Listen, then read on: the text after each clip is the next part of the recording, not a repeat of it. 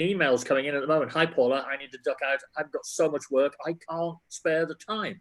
So I'm not sure how many people are going to do that, or whether we might have to forget about this Thursday. But yeah, everybody's saying so much work. And I think one or two have said it's a bit of a wing and a prayer because they're hoping that they're going to get paid for this eventually. But most people are actually saying that, you know, the clients are so keen to get this done. They're saying, yeah, this is fine. We guarantee pay, or we'll pay up front, or whatever it is, but we need to get this done. And, you know, we're somebody described it as holding the hand of a man in quicksand. You know, he's never been so keen to see you before. And this is it. I think it's really going very well for our members. I think that's right. And because, you know, the clients are paying our members because we are good at what we do, and we're specialists, and they're the ones that we're turning to. And, you know, hopefully we've been able to help you with these on all the information. I'm certainly getting quite a lot of emails, which are actually now becoming quite specific and quite technical. There is a question in from Deborah. Presumably no other criteria for eligibility has changed. I have a client who is hoping that she can now furlough a member of staff who wasn't on RTI until the end of March. No, I don't think it has changed. The Chancellor was still talking about the 19th of March date. He did not mention anything else. So I think, unfortunately, for those who changed their jobs after the 1st of March and didn't qualify for furlough, then still won't qualify. But hopefully that goes through to the end of July, which is still 2.5 months. But if we can start to go back to work, then maybe starting to take people back to work will help. Jason Alderson here says, I do payroll for golf courses which are opening on Friday. Some staff are saying they can't come to work because of childcare issues. Can they stay on furlough? Well, I think they can, because the rules of who you can and can't furlough haven't changed. They haven't as yet changed the rules if you have to stay at home for childcare until the schools are open. And I think at the moment, as it stands, I haven't seen anything that changes whether you can and can't be furloughed. I think this is a very gradual return, because something like a golf course, they're also limiting the number of people. I think it's 1 or 2 people play at a time on a round. So it's going to cut down the number of people that are going through the golf course anyway, from what it would have been when they all played fours and whatevers. Yeah. So hopefully that will still work. But at the moment, I haven't seen anything about a change of time. Pauline says, thank you for confirmation about the 3 weeks. She's been looking everywhere to try and find it. She thought it was right, but that's great. Mary, totally exhausted. Surely we're key workers too. Yes, yeah. Mary, I think you are key workers. Unfortunately, not alongside the health people, but yeah, to your small business clients, you are definitely key workers. So keep up the good work. I was going to say it'll be fine one day, but I'm not quite sure when that day is going to be, because it's getting tougher than anything else. Yeah. Hannah's come on and said, it sounds as though furlough and payroll calculations are going to get more complex. So far, we haven't charged for raising furlough claims or calculations, but I'm thinking we may have to start to charge even a nominal fee. How do others feel about this, as I don't want to appear to be cashing in during a time of struggle? Gary, that's probably more one for you than me. Whether to start charging as it gets more complex. Yeah, I mean, I think people have made a judgment as to whether to charge immediately or do this as a freebie because they value their clients. And we've said all along, look, you can't be put upon in this because you're helping them stay afloat. You've got to make sure you stay afloat. When it comes to charging more, because, I mean, you're doing more work. I mean, I think they've got to be obvious. You know, you've got to be straight with them and say, look, this is a lot of work here.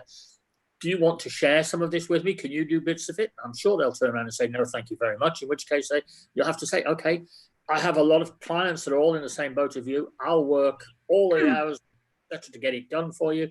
Lay it on thick and tell them exactly what you're doing. Yeah, I was going to say, I also think with that one, Gary, that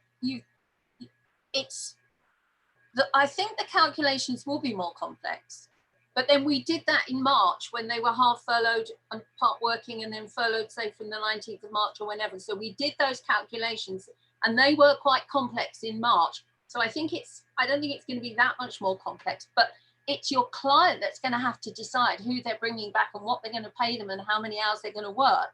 And then presumably if they send you the details, you've got the furlough calculations, you know what the percentage is based on. because you've been doing it since the middle of March. Maybe I'm being too simplistic, but at least you know what the percentages are and what the amount of you see, the furlough amount isn't going to change. That is still based on the February salary or the variable hours or whatever it is. That is not going to change. It's purely the split between them coming back to work full time and what percentage can be furloughed. Because only some people are going to be able to do part-time work, aren't they? I mean, some people will go back full-time. Some people will still stay away. And I think it's just to encourage businesses to share the work out and bring a group of their employees back one day, then space them a bit and bring another group back. It's like they're talking about schools. They're going to have classrooms of 15 children only. Well, there are a lot of factories that can only perhaps fit in half the number of staff normally in order to keep them separate from each other by this 2 meters. I think I saw something on a program last night where they were talking about car manufacturers, where you're doing, you're going along a production line and they're doing this part of it with this group, and then they'll put them off and bring this group into that part of it. So it's going to be on a rolling basis. So no, it is going to be fairly complex. Nikki's come back and said, does this mean that at the end of July you cannot be furloughed full time? No, I don't think it does. Yeah, but I think you've got to be flexible, Nikki, because the idea is that if there is work for a business, and I think the whole idea of getting Britain back to work is that this will build. Actually putting it into operation is going to be a nightmare. But I think if you've still got some work, you could choose then to bring in some of your staff full time and to furlough some full time. And you've got to look at whether people feel safe, whether they can get there, whether they've got childcare. That's going to be the difficult bit, is to decide who's going to work when. I have to say, I actually think that the payroll calculation might be the easiest bit of that, because it's the business owner that's got to decide how they're going to rebuild their business back up. Can I just say that we are getting a huge surge of people wanting to come online, and we've come to the end of our number. So some of you are being bounced back or refused access. I do apologise for this. It's this announcement today, or actually it's probably Jackie's earrings, but you've gone mad today. But those of you that haven't seen this, I'm talking to you and you're not actually here, I suppose, but they will be able to pick this up later. And it will be on Facebook completely, as now you won't be obviously able to have a live question answered, but if you send in your question to customer services, they'll be passed to the relevant person, and we will always endeavour to do that. So I know at the moment that our Facebook pages are picking up anywhere between 500 and 3,500 people seeing it after the event. So a lot of people are either gluttons and want to go through it again, or actually picking this up for the first time, but out of hours as far as we're concerned. So sorry for that. We're trying to kick the system a little bit, see if we can get a bit more capacity from somewhere. But, when thousands of you all turn up at the same time, it does blow the system a little bit, but we're trying. Jane has come back and said, regarding the self-employment income support scheme, does anyone have clients who have received a letter in the post from HMRC to say that they are able to claim the grant if HMRC don't have the client's email address? Well, that's an interesting one. So we would like to hear about that, because if you are an agent and you do the self-assessment as an agent, then the HMRC will have your agent's email address probably, and not the client's, because everything comes to you. So unless the client or you go on and give the client's email address in the eligibility checker, then no, they won't have, I think they're doing emails first, then text messages, and then letters last, because obviously they want to use snail mail as little as possible. Yeah. So if anyone's interested, that we'd be interested to know. 1PR, I don't know what that is. It means something probably to somebody. 1PR, so it's company name anyway. I've charged a small amount, doing a lot on goodwill. Now got templates, it's a lot easier. My clients have offered to pay a small fee, meet clients halfway. Yeah, again, I think you need to meet clients halfway. The problem comes with this where you undervalue yourself, because once you half charge, getting back full charge becomes even more difficult. So be careful with that, and help out the client however you can. But I think the client has to be realistic, and so do you. If you end up doubling the amount of time you're working for a client but getting half the money, that isn't going to be sustainable in the long term. So you do what you can for them, but I think they've got to realise that you're in business. You've got a family to feed as well. So it's a tough one. Yeah. Comments from Jason and Jay. Thank you both. Yes, clients received a letter from HMRC about the SAY scheme and checking their eligibility. And Jason's received a letter as well. So yeah, thanks for that. So they obviously are coming through. Yeah, I think most people seem to be saying that. Oh, this is a big one from Polly. HMRC has started contacting self-employed individuals that they think could be eligible for the self-employment scheme sites, ceased, you call it, based on the information provided on 2018 to 29 tax returns. To help identify who is eligible, HMRC is inviting people to use an online checker, which will quickly confirm eligibility and then provide a specific date on which their claim can be made.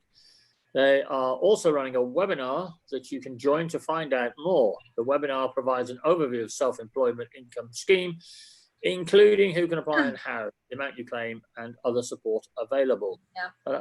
Polly, thank you, Polly. Yeah, thank you, Polly. I think that's what we mentioned last week, but also I think we put out on social media today a list of webinars that you can click onto and book a date. I think Alex has put that up today. I sent it across. So hopefully, yeah, we're just getting as much out as we can. My client she got a snail mail letter to one of her clients. He's 80 years old. She helped him get registered and all set so you can make a claim. Well done, Nicola. Yeah, well done. Do you know what these octogenarians? Surprising what these octogenarians can do online, isn't it? Do you know what we can, when we can reclaim SSB? No, I don't. I asked this of the HMRC this morning and we still don't know. So you're still hanging on there. It's the next one for them to do, I understand. If so, no, we still can't claim it, unfortunately. But as soon as I hear, I will let you know. Okay. Oh, and another one. They're still coming in. Steph Busby. I did the eligibility checker for a client, but when I tried to sign in as an agent to give clients email for the notification, it said I was not able to do that. Okay, Steph, thank you for that. So it may, surprised about that. But anyway, I will chase that one up for you. I'm speaking to the HMRC lady again this afternoon at 4 o'clock. So I'll try and get an answer, Steph. Yeah. I have received one of these letters from HMRC, says Susanna Williams, and have done the checker. I had a response saying I would be able to claim between the 14th and 18th of May.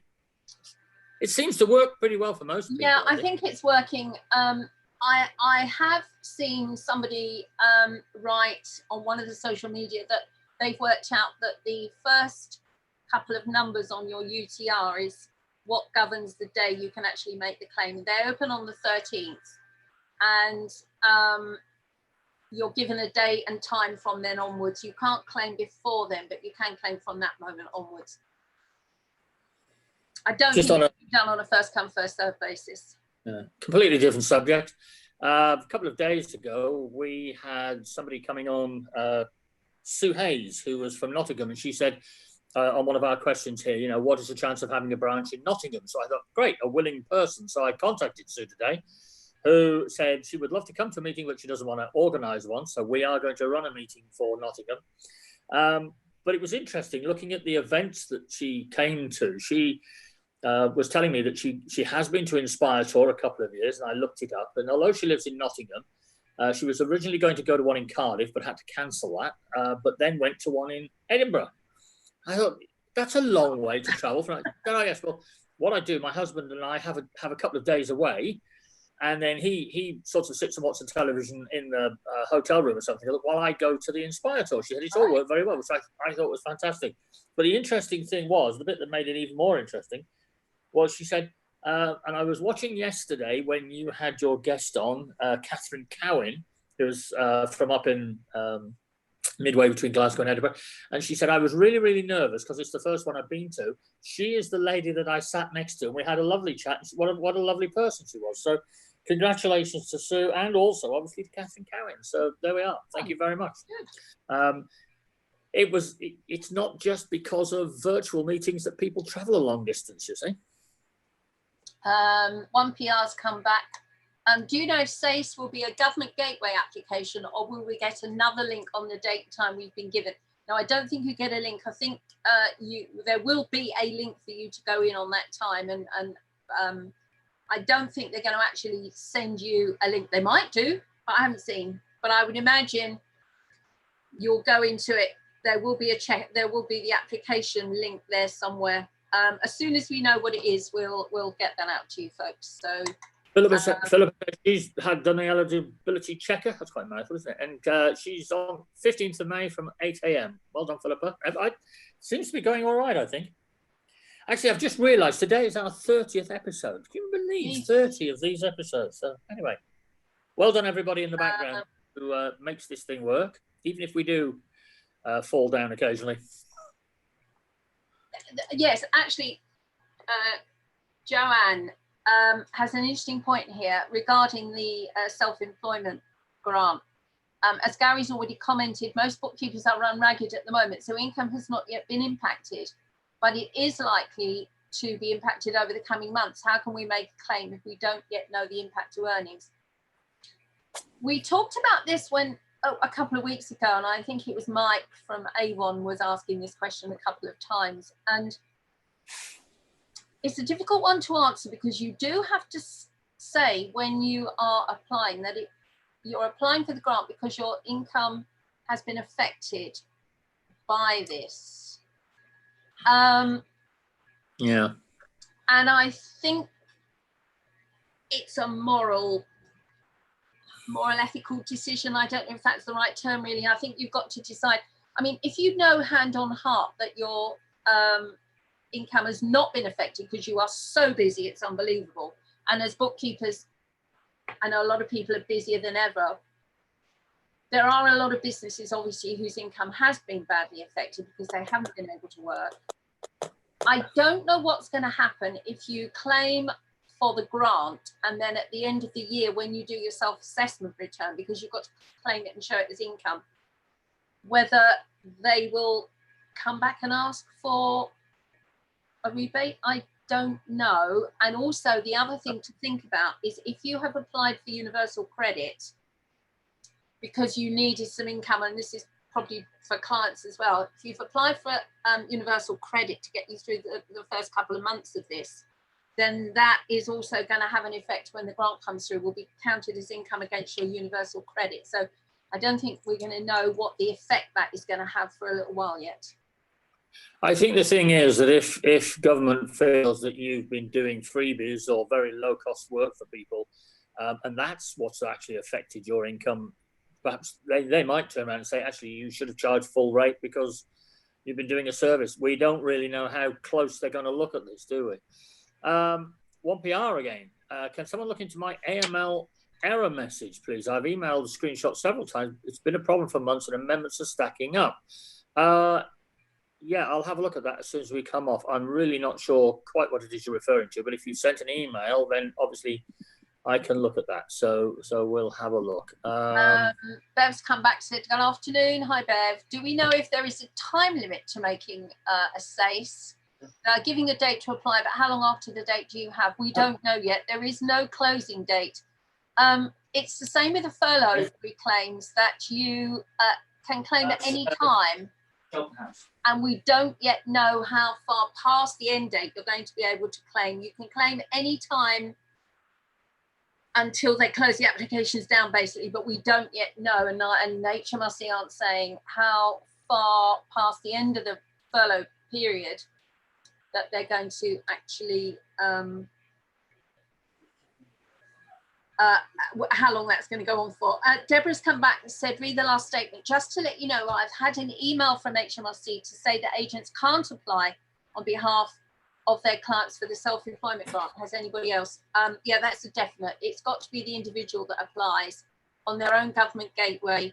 So if they don't have their own government gateway, they need to apply for one. It is an instant acceptance. It's not like the situation where you're applying to be a tax agent, you've got to wait for the activation codes to come in. They've cancelled that. So you apply for that online. You have to ID yourself. You've got to give, I think, your national insurance number, your UTR, and identify yourself with something like a passport or a driving license. I don't know what happens before anyone comes back if you don't have a passport or a driving license, and there are people who are in that situation. Apparently, someone said that you might be able to get through it with debit cards or credit cards or something. So I don't know, but no, agents definitely can't. That is in the guidance. Right.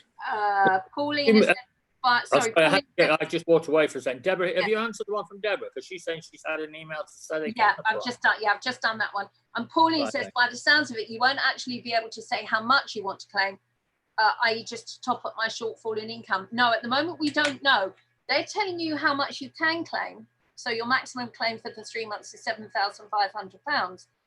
But I don't know whether you can say I want a bit less than that. I don't know is the answer. And I don't think we'll know until the application process is open. So the first person who's applying on Thursday, on the 30th, tomorrow morning at 8 o'clock, could you kindly bump an email over to Member Services for my notification, please, or my email if you happen to have it.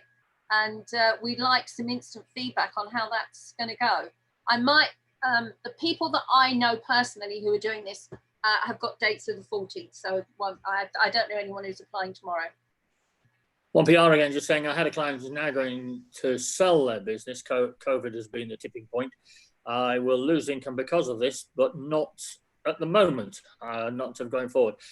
That's a bit of an open-ended one, isn't it? I mean, I think really you have to work that out when it happens. I mean, the client is going to, if they're going to sell the business, they're going to need a good set of figures. They're going to need projections going forward. So there's plenty of work for you to do. And I think you have to bear that in mind. You've got to charge for it. When that drops off, in the current circumstances, businesses might sell immediately. They might make 3 to 4 months. So yeah, it's a difficulty. Meanwhile, there's plenty of business out there. You need to start looking for some new ones. Incredible business at the moment. But again, it's just whether you want to tick the box to say your income is being affected. That's up to you. And I don't think there's anything we can advise on. And Linda's come back and said, confirmed identity for SAYS using Experian credit records. So there are other ways you can ID yourself. And Claire has asked, the self-employment claim will be a payment of one lump sum for 3 months. But as the PAYE furlough scheme is extended by 1 month to the end of June, no. I think they're going to pay you 3 months. And then I think as the period of the claim extends, and as far as I'm aware, it has not yet been extended past the end of May, so you get the 3 months. As and when that's extended, I would imagine you'll apply monthly for your grant. So it might be that you can decide as you're going on. Oh, Jay says I can apply for from 8 a.m. tomorrow. Right. So without obviously going into figures or anything, yeah, it'd be interesting. John Alabaster says he's about to apply. He's going to apply tomorrow, and he will let us know. So thank you, John. Bless. Thank you very much. Time will tell, Claire. Yeah. So wow, the questions are coming in certainly today. Or Bev has just come back and said on an SAYS HMRC webinar, they said in the Q&A that you can't specify how much to just top up the income. They would just be paying for 3 months. Yeah, I think they're going to tell you what they're going to pay for 3 months, and then we don't know what's going to happen after that at the moment. We haven't heard. So. No, I mean, we're all in a bit of limbo at the moment, not only about work, but about recreation and family life, and can we go and cuddle the grandchildren, or goodness only knows really, and football behind closed doors with no crowds. I think it's going to be a very interesting couple of months. Certainly, interesting being perhaps the wrong word to use, but nonetheless, it's at least good to see that our members are being heavily used by their clients to get them through this. So I think that's that bond of trust which our members certainly have with their clients. I mean, it's now showing up more than ever, and it's just brilliant. So anyway, where are we? Yeah, we're coming 1:45. We were going to have we thought a very quick, short, sharp meeting here, didn't we, Jackie? But yeah, well, I'm going to have to go in about 5 minutes because I'm back on with stage. I've got to rehearse. Yeah, no, yeah, that's fine. So I think that's, well, we've just come up to 38 questions, and I think that's probably it for now, because I think we can wrap this one up, and any more questions coming in we can send on just through the normal manner. Please don't stop just because we are going off air. Don't forget to send it into customer services and we'll pass that on to Jackie or one of our other experts, depending on what sort of question it is. And we'll do whatever we can. Just one slipped in there. OMG, I thought we claimed CGRS grant for March and April and then made a new claim for May and another for June. Is this not right? Yeah, no, you can claim as and when you want to for the CGRS. I think we were talking about the SAYS grant, not the CGRS, the self-employment. Right. No, you can claim weekly, fortnightly, 3-weekly, monthly. The idea of making the claim, I would suggest, is you do it for a calendar month and you claim for all your pay that you put in that month. And then next month, it's going to make it so much easier, but link it into your payroll. Email us at memberservices@bookkeepers.org.uk. Just come up. Right. Yeah, hopefully that's answered. Oh, can I just say, if anybody has emailed in for queries for me, I have a couple which are still outstanding. If anybody's listening, you'll know who you are. I will try and get back to you within the next day or so. Hopefully after I finish the Accountex with Sage tomorrow. So if I've got any outstanding queries, please accept my apologies. I'll get back to you. Okay, phew, says Mary. Thank you very much. So great, Mary. We're going to finish with you. It's been great to have you all with us again today. We're all finishing a little early today because we've got a few other things on the anvil. We'll let you know what's happening tomorrow. We're at the moment looking at Thursday, as I say, being Advisory Council Day. They do seem to be rather busy at the moment, so whether or not that's going to be quite as large as it was going to be, whether we've got all 18, 19 members, remains to be seen. You might have 1 or 2 people, but anyway, it's all about the council and what the council does and how you might, in fact, like to get involved yourself. So it was great to have you on our 30th episode. We look forward to continuing and look forward to seeing you soon. Goodbye, everybody. Take care, everyone. Thank you all. Bye.